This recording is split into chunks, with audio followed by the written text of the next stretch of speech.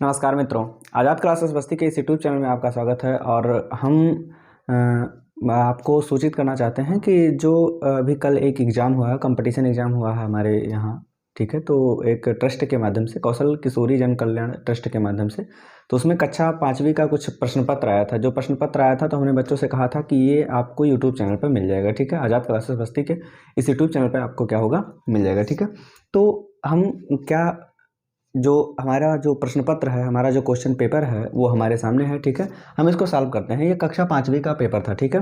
कक्षा 5 के जो छात्र हिस्सेदारी लिए थे, जो भी परीक्षा में भाग लिए थे बच्चे, वो बच्चे इसको देख के अपना जो है आंसर है उसका मिलान कर सकते हैं, ठीक है। तो हमारे पास जो प्रश्न थे उसमें पहला प्रश्न जो था वो था कि उत्तर प्रदेश की राजधानी है, ठीक है। तो इसमें हर कोई जानता है कि उत्तर प्रदेश की राजधानी क्या है, लखनऊ है, ठीक है। बिहार राजधानी हो ही नहीं सकती क्योंकि एक राज्य है, और पटना बिहार की क्या है, राजधानी है, ठीक है। अर्थात उत्तर प्रदेश की राजधानी क्या हो जाएगी आपको, लखनऊ, ठीक है। पहले का सी ऑप्शन सही है, ठीक। दूसरा है गंगा नदी का उद्गम स्थल कहाँ है। गंगोत्री नामक स्थान से, ठीक है, गोमुख नामक एक जगह है, ठीक है, जहाँ से क्या होती है, गंगा निकलती है। गंगा गोमुख से निकलती है, ठीक। अब गोमुख कहाँ है, गोमुख उत्तराखंड में है। गोमुख कहाँ है, उत्तराखंड में है, ठीक है। गोमुख क्यों कहा जाता है, क्योंकि जहाँ से या जहाँ जिस स्थान से निकलती है, जिस पहाड़ी से निकलती है, तो उसका स्थान गाय की मुख की तरह है, ठीक है, इसलिए इसको गोमुख कहा जाता है, ठीक है। तो उत्तराखंड, दूसरे का भी ऑप्शन क्या हो जाएगा, सी सही हो जाएगा, अर्थात उत्तराखंड, ठीक है। भारत का क्षेत्रफल कितना है। भारत का जो क्षेत्रफल है वो 3,32,87,263, ठीक है, वर्ग किलोमीटर है। वर्ग क्या है, किलोमीटर है, ठीक है। तो इसमें 32.8 क्या लिखा हुआ है, लाख लिखा हुआ है, ठीक है, अर्थात 32 लाख के आगे, ठीक है। तो लगभग 32 लाख के आसपास कौन सा क्वेश्चन है ये, अर्थात 32,80,000 के आसपास ये पहुंच जाता है, ठीक है। अगला है 30 लाख, तो ये गलत हो जाएगा। और आगे क्या है, 14 लाख वर्ग किलोमीटर, ये भी ऑप्शन जो है आपका क्या होगा, गलत हो जाएगा, ठीक। अगला जो है, महात्मा गांधी का समाधि स्थल कहाँ है। समाधि स्थल मतलब क्या होता है कि जैसे कोई महापुरुष वगैरह होते हैं, जब उनका देहांत होता है तो उनका जहाँ उनको क्या नाम है, जैसे जलाया वलाया जाता है, या फिर मतलब एक स्थान निश्चित कर दिया जाता है कि इनकी समाधि यहाँ बना दी जाएगी, ठीक है। लोग यहाँ आके मतलब पूजा वगैरह कर सकते हैं, मतलब क्या नाम है, माला वगैरह चढ़ा सकते हैं, ठीक है। तो महात्मा गांधी का जो समाधि स्थल है वो कहाँ है, ठीक है, राजघाट में है। कहाँ है, राजघाट, ठीक है। अब आगे कह रहा है बंगाल की खाड़ी भारत के किस दिशा में स्थित है। अगर हम बंगाल की खाड़ी की बात करें, ठीक है, अगर हम बंगाल खाड़ी बात करें तो जैसे मान लीजिए कि अगर हम बात करें कि मान लो कि ये भारत है, ठीक, यहाँ बना हुआ है, ठीक है, ये आपके पास भारत का निचला भाग है, ठीक। भारत का जो निचला हिस्सा है, ठीक है, इसमें क्या है कि जो बंगाल की खाड़ी है वो इधर है। बंगाल की खाड़ी क्या है, इधर है, बंगाल की खाड़ी, ठीक है। तो अगर हम देखें तो ये आपका हो जाता है उत्तर दिशा, ठीक है, ये हो जाता है आपका दक्षिण दिशा, ठीक है, ये हो जाता है पश्चिम, और ये हो जाता है आपका पूर्व, ठीक है। तो अगर हम देखें तो बंगाल की खाड़ी भारत की किस दिशा में स्थित है, पूर्व में स्थित है, ठीक है। तो हम कौन सा ऑप्शन लगा देंगे, पूर्व दिशा में। बंगाल की खाड़ी भारत के किस दिशा में स्थित है, ठीक है, पूर्व दिशा में। अगला पूछा है अरब सागर भारत के किस दिशा में स्थित है, ठीक है। तो इधर तो बंगाल की खाड़ी है और इधर क्या है, अरब सागर। इधर क्या है, अरब सागर। अगर ये अरब सागर है तो ये क्या हो जाएगा कि भारत के किस दिशा में स्थित हो जाएगा, पश्चिम दिशा में स्थित हो जाएगा। किस दिशा में स्थित हो जाएगा, पश्चिम दिशा में स्थित हो जाएगा, ठीक है। अब आगे कह रहा है उत्तर प्रदेश में कुल कितने जिले हैं। दुनिया जानती है उत्तर प्रदेश में जिलों की संख्या कुल कितनी होती है, 75 होती है, ठीक, अर्थात 7वें का ऑप्शन बी सही हो जाएगा, ठीक। भारत का प्राचीन नाम क्या है। भारत का एक नाम आर्यावर्त भी है, ठीक है, और सोने की चिड़िया भी इसको कहा जाता था, अर्थात ए और बी ऑप्शन दोनों है, ठीक है। भारत को पुराने समय में क्या नाम है, जैसे आर्यावर्त या फिर हिंदुस्तान, ठीक है, या फिर सोने की चिड़िया इसी को कहा जाता है, ठीक है। जम्बूद्वीप भी पहले मतलब कहा जाता था, ठीक है। तो ये नाम हो जाते हैं, इंडिया भी कहा जाता है, तो कई नाम हो जाते हैं भारत के, लेकिन जो प्राचीन नाम है उसको सोने की चिड़िया कहा जाता था, क्योंकि भारत में प्राचीन समय में सोने की बहुत ज़्यादा अधिकता थी, धन दौलत यहाँ बहुत ज़्यादा थे, ठीक। और आर्यावर्त, ठीक है, आर्यावर्त भी पुराना नाम है, अर्थात दोनों ऑप्शन हो जाते हैं, इसलिए दोनों सही है, ठीक। उत्तर प्रदेश के मुख्यमंत्री का क्या नाम है। वर्तमान में जो उत्तर प्रदेश के मुख्यमंत्री हैं दुनिया जानती है, योगी बुलडोजर बाबा, जानते हो ना, ठीक है। अखिलेश यादव और अरविंद केजरीवाल तो दिल्ली के हैं, लेकिन अखिलेश यादव अभी मुख्यमंत्री नहीं है, पूर्व मुख्यमंत्री उत्तर प्रदेश के रह चुके हैं, ठीक है। और आदित्यनाथ योगी वर्तमान में क्या है, उत्तर प्रदेश के मुख्यमंत्री हैं, ठीक। अगर हम अगले क्वेश्चन की बात करें कि ईडन गार्डन कहाँ स्थित है, तो ईडन गार्डन ठीक है कोलकाता में स्थित है। कहाँ स्थित है? कोलकाता में स्थित है। ठीक, अब दिल्ली में राष्ट्रपति का निवास स्थल है। दिल्ली में अगर हम राष्ट्रपति के निवास स्थल की बात करें, ठीक है, तो ये रहते तो राष्ट्रपति भवन में है। किसमें है? राष्ट्रपति भवन में। ठीक, रहते हैं राष्ट्रपति भवन में। राष्ट्रपति भवन में तो रहते हैं, ठीक है, लेकिन क्या है कि राष्ट्रपति भवन जो बना हुआ है ये एक हिल अर्थात पहाड़ी पर बनी हुई है जिसका नाम है रायसीना हिल। क्या नाम है? रायसीना हिल। तो ये भी कहा जाता है कि क्या नाम है, भारत के जो राष्ट्रपति हैं उनका निवास स्थल क्या हो जाता है? रायसीना हिल भी क्या होता है?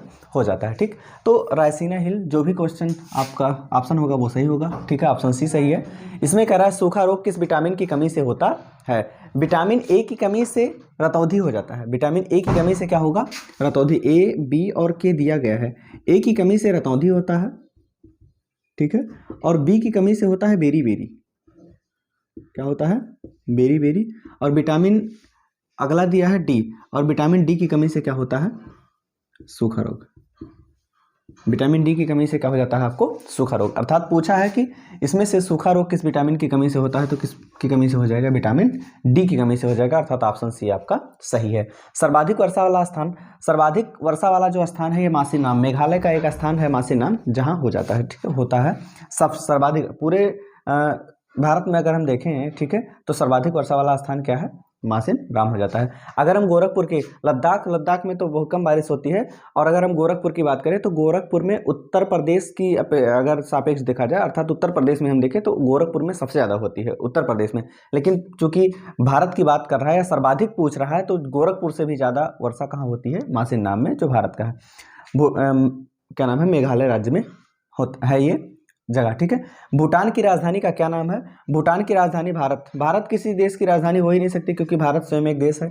थिम्पू नहीं है, ये थिम्पू ही क्या नाम है, भूटान की राजधानी हो सकती है। ठीक है, अब आगे कह रहा है स्वामी विवेकानंद का वास्तविक नाम क्या था? स्वामी विवेकानंद को स्वामी कहा नहीं जा सकता था, ज्ञानी कहा नहीं, ज्ञानी तो जो पढ़ा लिखा है उसी को ज्ञानी कहते हैं। ठीक है, तो नाम हो नहीं सकता। नरेंद्र दत्त जो है स्वामी विवेकानंद का बचपन का नाम या वास्तविक नाम था। स्वामी विवेकानंद उनको कहते थे, लेकिन नरेंद्र दत्त उनका वास्तविक नाम था। कौन सा खिलाड़ी कुश्ती से संबंधित है? ठीक है, लवलीना बोरगोहन ये हो ही नहीं सकती। पीवी सिंधु ये इनको आप जानते हैं, ये है नहीं। और बजरंग पूनिया इसमें क्या है? ठीक है, जो कुश्ती से संबंधित कुश्ती वगैरह लड़ते हैं। अभी हाल ही में इनको मेडल वगैरह भी मिला था। ठीक, पीवी सिंधु, ठीक है, टेनिस वगैरह के खिलाड़ी हैं, अर्थात ये नहीं हो सकती। महात्मा गांधी का जन्म कब हुआ था? ठीक है, महात्मा गांधी के जन्म की अगर हम बात करें तो 2 अक्टूबर को जन्म महात्मा गांधी, ठीक है, का जन्म तिथि मनाया जाता है। तो 2 अक्टूबर कब 1869 में क्या होता है? मनाया जाता है। 1969 में हो ही नहीं सकता। क्यों? क्योंकि 30 जनवरी 1948 को ही इनकी पुण्यतिथि हो जाती है, अर्थात इसी दिन इनका क्या हो गया था? देहांत। इसी 30 जनवरी को हम शहीद दिवस के नाम से भी मनाते हैं। ठीक है, तो 30 जनवरी को हो ही नहीं सकता। और 2 अक्टूबर 1869 को इनका जन्म हुआ था। 1969 हो नहीं सकता, क्योंकि जब 1948 में व्यक्ति मर गया था तो पैदा कैसे 1969 में होगा। ठीक, अगला क्वेश्चन है कि भारत कोकिला के नाम से प्रसिद्ध है। भारत कोकिला किसे कहा जाता है? अब इसमें देखिए क्या है, एक भारत कोकिला है,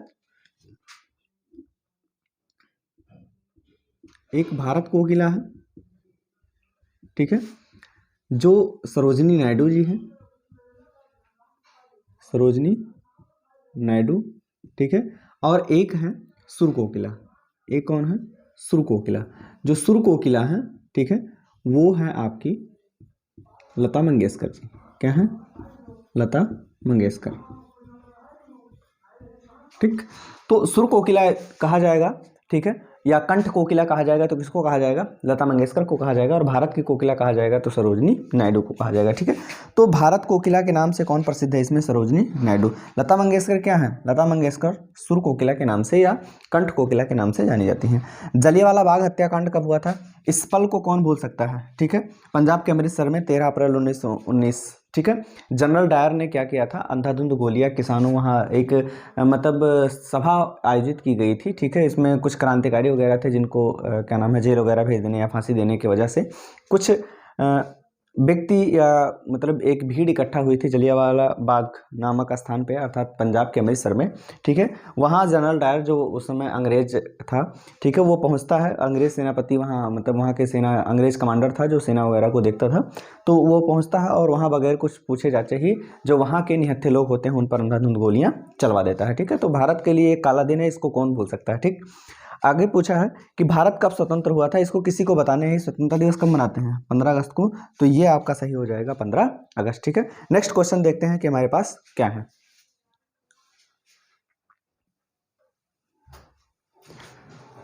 आगे के जो प्रश्न हमारे दिए गए थे, आगे का हमारा जो 21 क्वेश्चन तक हम लोग कर लिए थे, और अगला जो 20वां प्रश्न हमारा था वो था कि भारत का गणतंत्र दिवस कब मनाया जाता है, ठीक है। भारत का देखो, भारत स्वतंत्र हुआ था 15 अगस्त को, लेकिन भारत का जो संविधान था वो पूर्ण रूप से लागू हुआ था 26 जनवरी को, ठीक है। इसलिए भारत का गणतंत्र दिवस कब मनाया जाता है, 26 जनवरी को।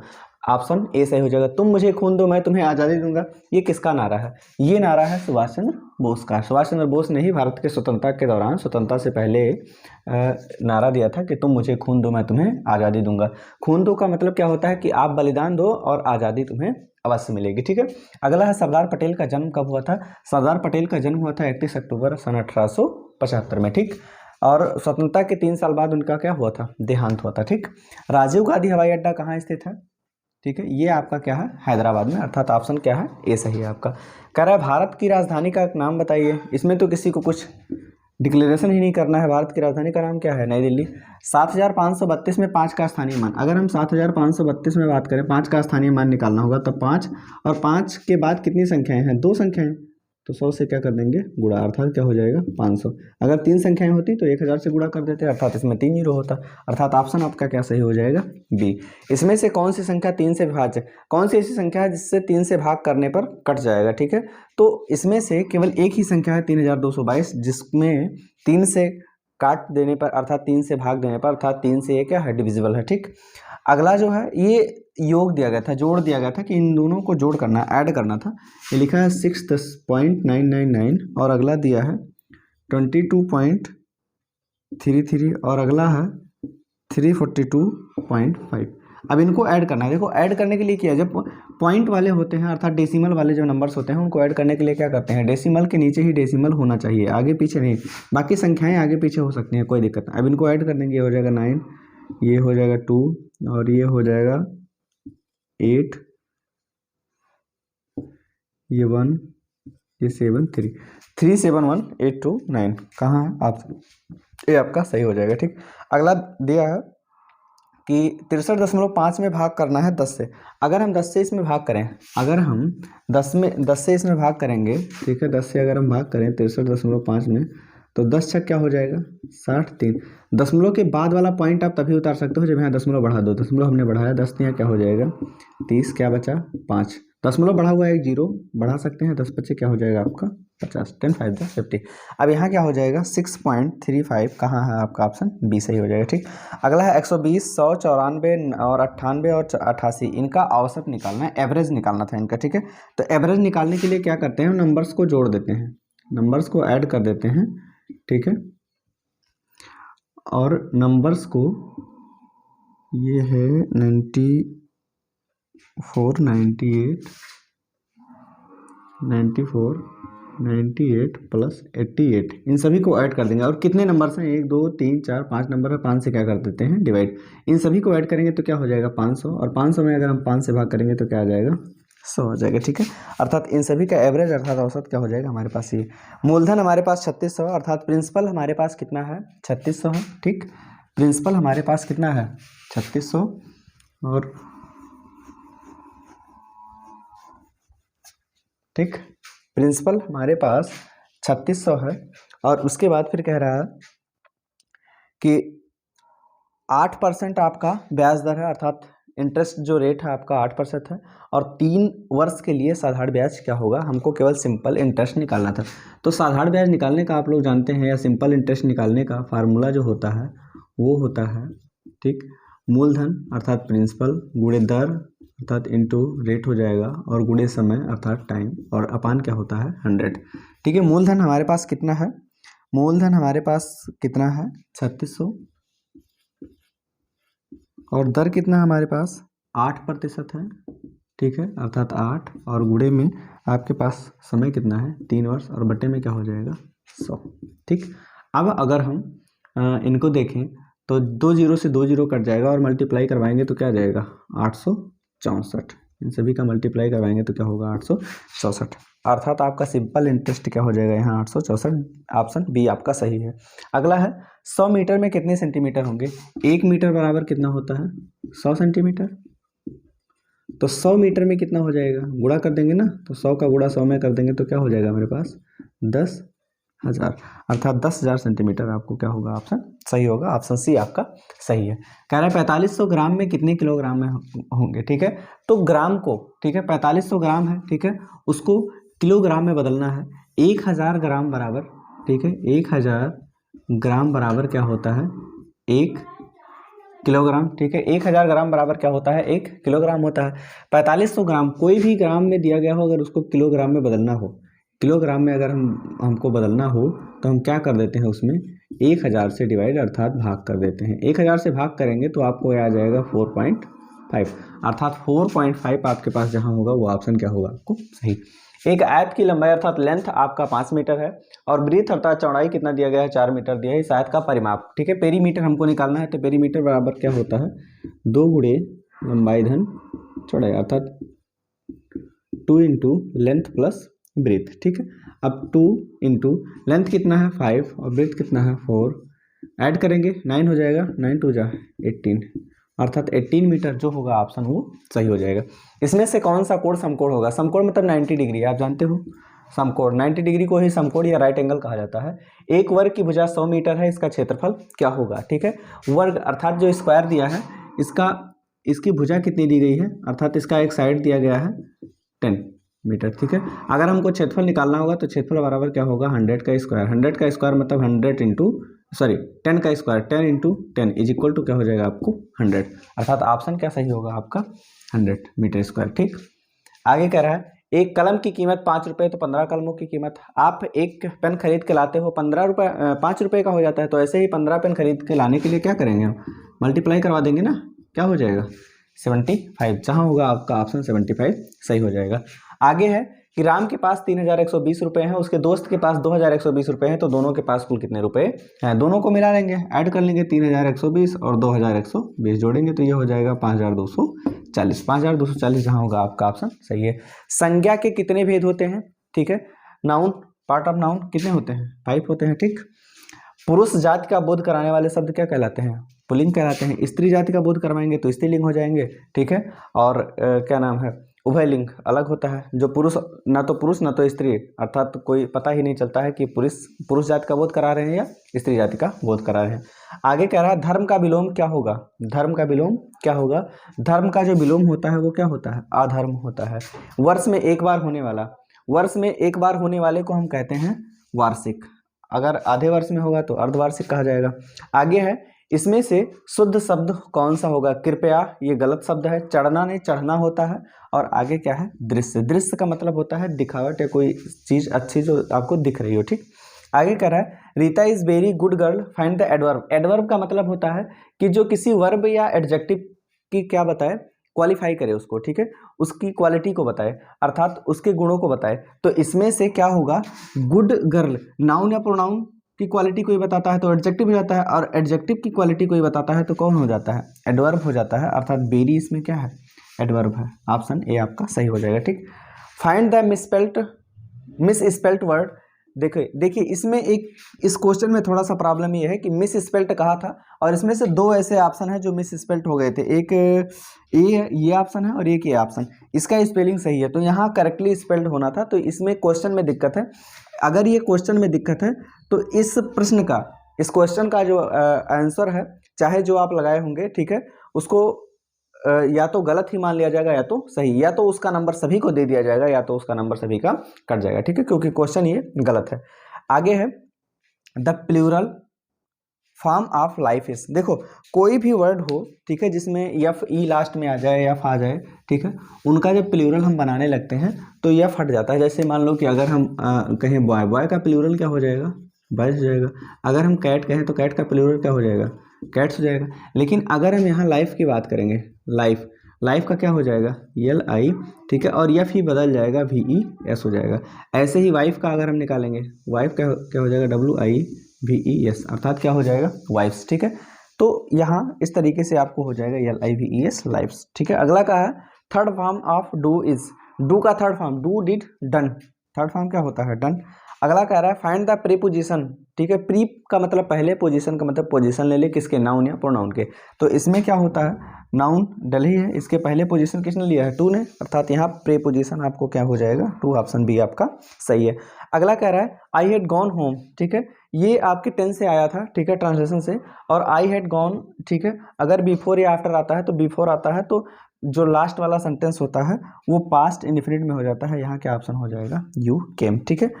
अगला क्वेश्चन आपको है find the correct article used word, ठीक है। एन जेब्रा गलत है, आ जेब्रा होगा।